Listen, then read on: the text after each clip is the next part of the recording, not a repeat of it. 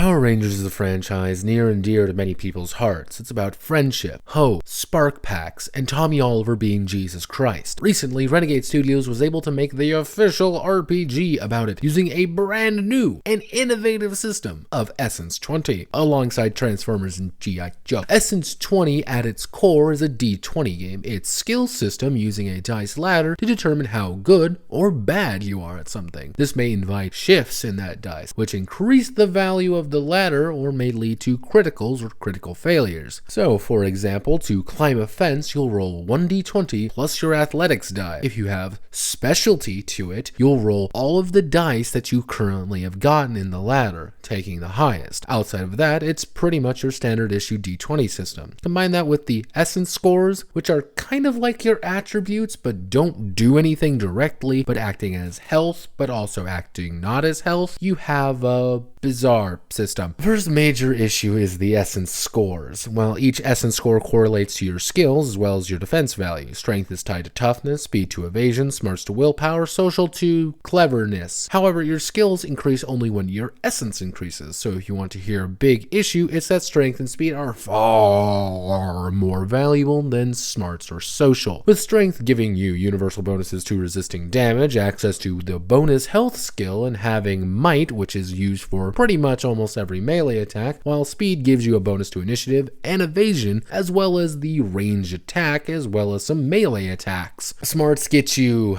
culture and technology, with willpower being barely mentioned. Social is even worse unless you plan to play a face character, with performance, animal handling, and streetwise, with cleverness being almost useless in the grand scheme of things. This skews things in a particular kind of character, and a particular kind of build. The second issue is that the game relies on classes to tell its story, with each of the classes here being tied to one of the Ranger colors. This is also making each Ranger of a particular color act, look, and be a certain way. This is specifically the Mighty Morphin Power Rangers of the Zordon era. If you aren't really playing your Ranger squad, and the game makes you remember that, you're playing a Mighty Morphin Power Rangers fan fiction. Hell, the game is even set in Angel Grove and used the monsters from the original series.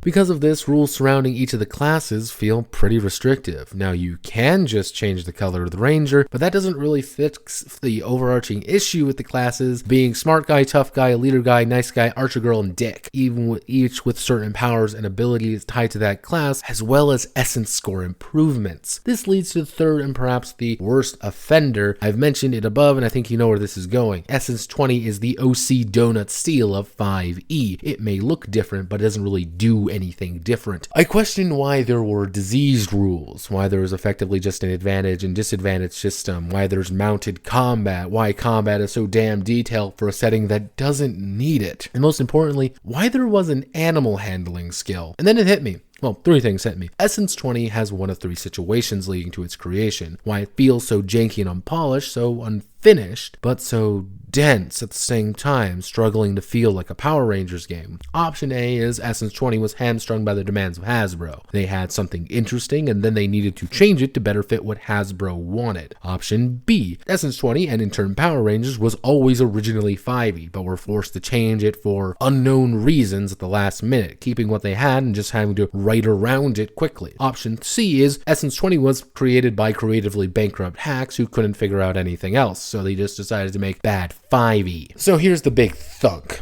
It's not bad.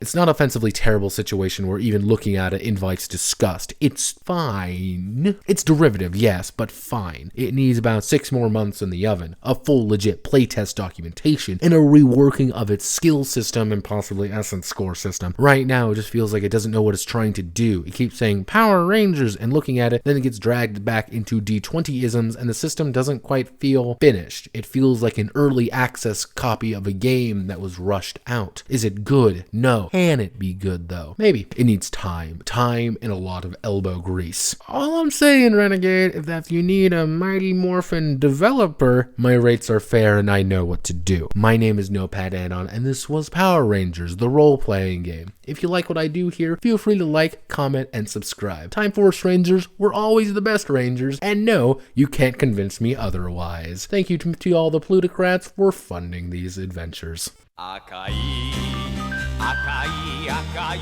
あいつ